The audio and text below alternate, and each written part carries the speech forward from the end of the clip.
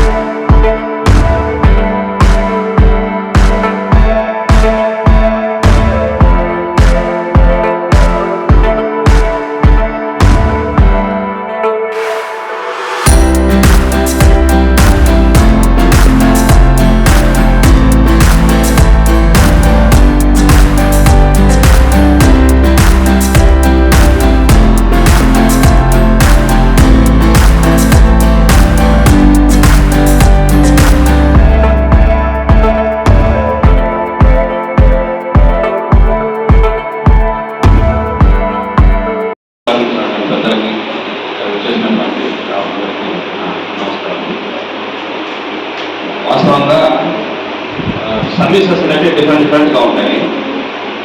అందులో నర్సు మీరు చేసే సర్వీస్ అనేది వాస్తవంగా మీరు చేసే పనికి మీకు వచ్చే గుర్తింపుకు అసలు సంబంధం ఉంటుంది.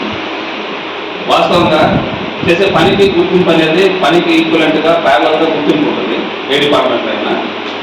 మీ డిపార్ట్మెంట్లో ఎక్స్క్లూజివ్లీ మీ నర్సు స్టాఫ్ అనేది మీరు చేసే పనికి మీకు వచ్చే గుర్తింపు నిజంగా వాస్తవంగా చెప్పాలంటే చాలా తక్కువగా ఉంటుంది. ఒక డాక్టర్ గారు, ఒక మంచి డాక్టర్ గారు బాగా పేషెంట్లను చూస్తారు. ఒక పేషెంట్ని ఎంతసేపు చూస్తారు డాక్టర్? 5 లేదా 10 నిమిషాలు లేదా మహా అంటే ఒక హాఫ్ అన్ అవర్, మరి మ్యాక్సిమం. కానీ అతన్ని ఇక్కడి నుంచి వెళ్ళే వరకు చూసుకునేది ఎవరు? నర్సులే చూసుకున్నారు. ఒక హాస్పిటల్కు, ఒక ఇన్స్టిట్యూషన్కి పేరు రావాలన్నా, ఈవెన్ మన గవర్నమెంట్ హాస్పిటలే కాదు, ఒక ప్రైవేట్ ఇన్స్టిట్యూషన్ అయినా పేరు రావాలన్నా, పేరు పడిపోవాలన్నా, పైకెక్కాలన్నా, కిందకి దిగిపోవాలన్నా కేవలం అక్కడ పనిచేసే స్టాఫ్తోనే సాధ్యం. ఒక డాక్టర్లు అనేది ఎంత మంచి చెడైనా డాక్టర్ కాన్సన్ట్రేషన్ అనేది చాలా తక్కువగా ఉంటుంది. ఫర్ ఎగ్జాంపుల్ మా పోలీస్ స్టేషన్లో మా స్టాఫ్ మంచి వాళ్ళు అనుకో, నేను కాసేపు డిస్కస్ చేస్తా, కాసేపే డీల్ చేస్తా ఏ సబ్జెక్ట్ అయినా, తర్వాత అంతా మాట్లాడేదంతా స్టాఫే ఉంటారు. స్టాఫ్ సరిగ్గా మాట్లాడారనుకో మీరేమనుకుంటారు? అబ్బా డాక్టర్ మంచివాడు, లేకపోతే మంచివాడు, బాగున్నాడు, ఇన్స్టిట్యూట్ బాగుంది అని అనుకుంటారు ఎందుకు. అదేవిధంగా స్టాఫ్ సరిగ్గా డీల్ చేశారనుకో డాక్టర్ గారికి మంచి పేరు వస్తుంది. ఎందుకు డాక్టర్ గారు అనేది డాక్టర్ గారు రాసే రాత కూడా మనకు అర్థం కాదు సామాన్యులు మాలాంటి వాళ్ళు. అవి కూడా మీరే ఎక్స్ప్లెయిన్ చేయాలా, ఎప్పుడు ఏం వేసుకోవాలా, ఎప్పుడు ఏం తినాలా, ఎందుకంటే ఆ బిజీ టైం, బిజీ షెడ్యూల్ కాదని నేను చెప్తున్నాను, సరదాగా అంటున్నాను. సో మీరు చేసే కృషి యొక్క ఫలితమే మీరు పనిచేసే యొక్క ఇన్స్టిట్యూట్ యొక్క అభివృద్ధికి దోహదపడుతుంది. ముఖ్యంగా ఈ మధ్యకాలంలో మనం వింటుంది ఏంటంటే కోవూరు యొక్క సేల్స్ పేరు బాగా వినపడుతుంది. ఈ చుట్టుపక్కల ఏరియాలలో ఈ మధ్యకాలంలో ఇక్కడ పేషెంట్లు చేరడం కానీ, ఇక్కడ డెలివరీస్ కానీ ఎక్కువగా ఉన్నాయి. ఇది మొన్న ఎమ్మెల్యే గారు వచ్చినప్పుడు కూడా ఈ విషయం డిస్కషన్ జరిగింది. కోవూరు యొక్క సేల్స్ గురించి బాగా పాజిటివ్ ఫీడ్బ్యాక్ వచ్చింది. దానికి కారణం ఏంటంటే ఇక్కడ మన స్టాఫ్ కూడా తక్కువగా ఉంటుంది. కానీ తక్కువ స్టాఫ్ ఉన్నా కూడా ఇక్కడ ఉన్న నర్సులు డెడికేటెడ్గా వర్క్ చేయడం వల్ల ఇది సాధ్యమైంది. సో ఖచ్చితంగా మిమ్మల్ని అప్డేట్ చేసి తినవలసిందే. ఇలాంటి ఒక రోజు అంటే నర్సెస్ డే అనే ఒక రోజు ముందే అనేది చెప్పి చాలా మందికి తెలియదు. వాస్తవం చెప్తున్నాను, చాలా మందికి తెలియదు, ఇంక్లూడింగ్ మీ. అంటే ఈ విషయం అన్నా తెలుస్తుంది. సో ఎనీవే మిగతా రోజు గుర్తించకపోయినా ఇలాంటి రోజు ఒక రోజు అనుకొని ఆ రోజు గుర్తించి చేసుకోవడం అనేది చాలా ఇంపార్టెంట్, అవసరం కూడా. అందుకే ఈ నర్సెస్ డే రోజు, నర్సెస్ డే సందర్భంగా మీకు అందరికీ శుభాకాంక్షలు తెలియజేస్తున్నాను నా తరఫున.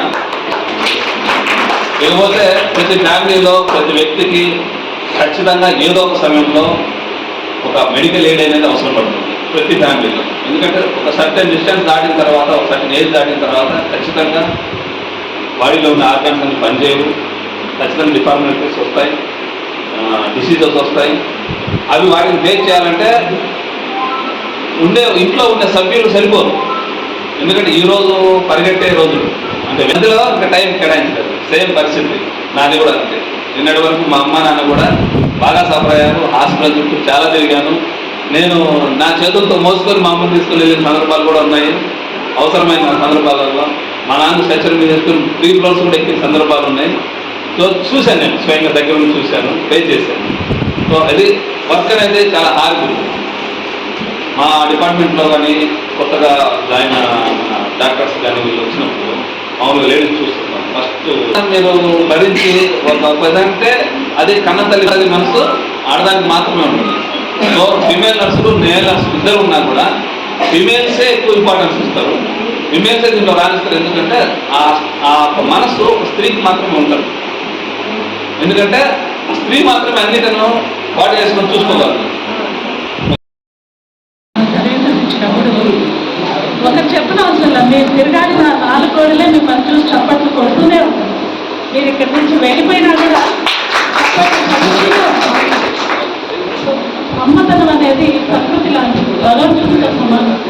సో ఆ ప్రకృతికి బహుమతిగా ఇస్తున్నారు మీరు. మీ అమ్మతనానికి నా వందనాలు. మనకి ఎవరు నేర్పించారంటే she is Florence Nightingale, mother of modern nursing అని అంటున్నాము. అది సో సారు మనకు చాలా క్లుప్తంగా మన ఫ్లోరెన్స్ నైటింగేల్ గురించి, తర్వాత మన పెద్ది చారిటబుల్ ట్రస్ట్ సాయిబాబా గురించి కూడా చాలా క్లియర్గా చెప్పారు సార్. సాయన మేము కూడా ఆల్మోస్ట్ 2.5 years చూస్తున్నాం సార్. మేము అంత ఎక్స్పెక్ట్ చేయలేదు సార్. మనకు మీకన్నా పెద్ద అంటున్నారు, మేము ఎప్పుడు అట్లా అనుకోలేదు. మేము ఎప్పుడు కూడా చక్కగా తిరుగుతూ ఉంటారు, వస్తూ ఉంటారు, వెళ్తూ ఉంటారు.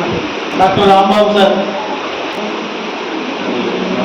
ఇప్పుడు మన Kovur MPDO sir, doctor Kovur MPDO Sridhar sir మాట్లాడవలసిన బాగా అవగాహన ఉంటుంది నర్సెస్ ఏమేమి చేస్తారు అనేది. ఎందుకంటే నేను ఎక్కువ హాస్పిటల్స్కి మామూలు విజిట్ వెళ్తుంటాము. మామూలుగా కూడా మా మదర్కి బాగలేనప్పుడు చూశాను, 3 months బెడ్ మీద ఉన్నారు. అప్పుడు నర్సెస్ యొక్క ప్రాధాన్యత అనేది మనం పర్సనల్గా చూస్తే కానీ తెలియదు. ఎందుకంటే వాళ్ళు బెడ్ మీద ఉంటే ఏమేమి చేయవచ్చు అనేది అనుభవపూర్వకంగా చూస్తున్నాం.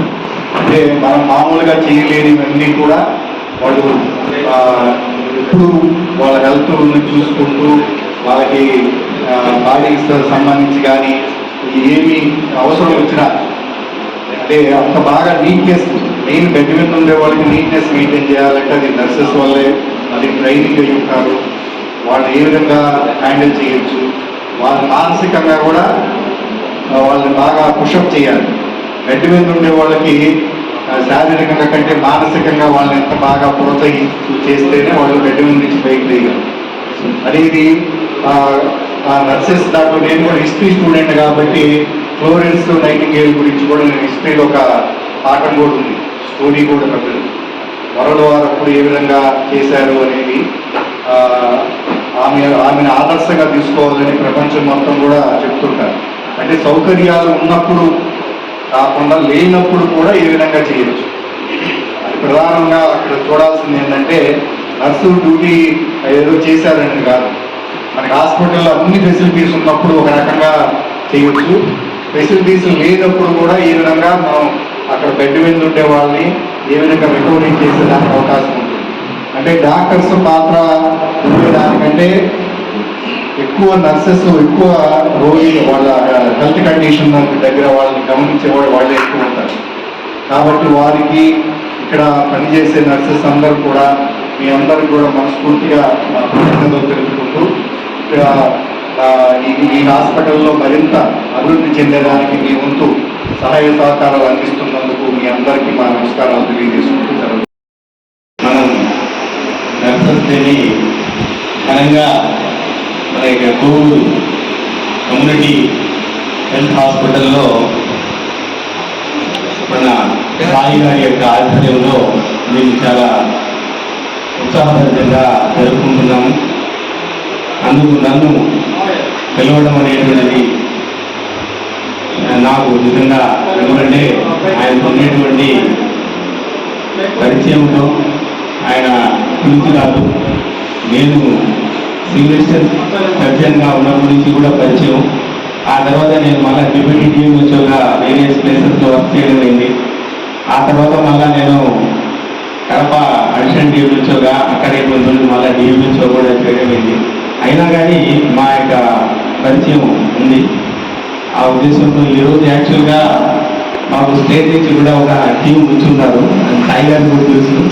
అయినా ఏంటంటే ఒక బ్రదర్గా భావించి ఆయన నన్ను అంత ఆధ్యాత్మికగా ఇన్ఛార్జ్ అనేటువంటి ఉద్దేశంతో నాలో మాటలు చెప్పాలి అనేటువంటి ఉద్దేశంతో రావడం లేదు. సో ఈ సభను అలంకరించినటువంటి పెద్దలందరికీ కూడా ముందు నేను నమస్కారాలు జరుపుకుంటున్నాను. నర్సింగ్ సంబంధించినటువంటి విశిష్ట సేవలు అందించి ఆమె వరకు ఒక ప్రత్యేకమైనటువంటి గుర్తింపు సాధించినటువంటి నైటింగేల్ ఫ్లోరెన్స్ని మనం అందరం కూడా ఒకసారి తలుచుకుంటూ మీ అందరికీ కూడా ఒకసారి శుభాభినందనలు తెలుపుకుంటున్నాను.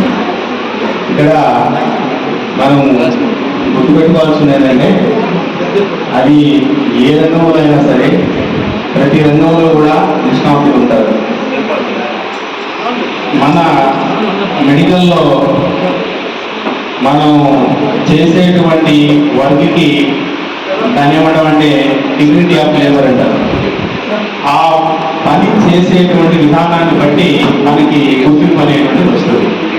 అది మనం ఈ కేటగిరీలో ఉంటేనే మనం చేయాలి, లేకపోతే ఈ పోస్టులోనే ఉంటే చేయాలి అనేటువంటి ఈ హాస్పిటల్కి అత్యుత్తమైనటువంటి పేరు తీసుకురావాలని భావిస్తూ అవకాశం ఇచ్చినటువంటి పెద్ది ప్రభావతి చారిటబుల్ ట్రస్ట్ ప్రతి సంవత్సరం కూడా వారు ఈ పెద్ది ప్రభావతి చారిటబుల్ ట్రస్ట్ తరఫున ప్రతి సిస్టర్ని కూడా గుర్తించడం, ఈ హాస్పిటల్లో ప్రతి ఎంప్లాయీ చేసేటువంటి ఈ సిస్టర్ లక్షణాన్ని ఒక పురస్కారం రూపంలో అందజేస్తే ఎంకరేజ్మెంట్ గా ఉంటుంది, ఇంకొంచెం బాగా హార్డ్ వర్క్ చేస్తారు అనేటువంటి ఉద్దేశంతో దాదాపుగా ఒక 5-6 years నుంచి నేను ఎవ్రీ వస్తూనే ఉన్నాను ఈ కార్యక్రమానికి. అందులో మన సాయిబాబు గారు రెఫరీ పోర్టల్గా ఉంటున్నారు.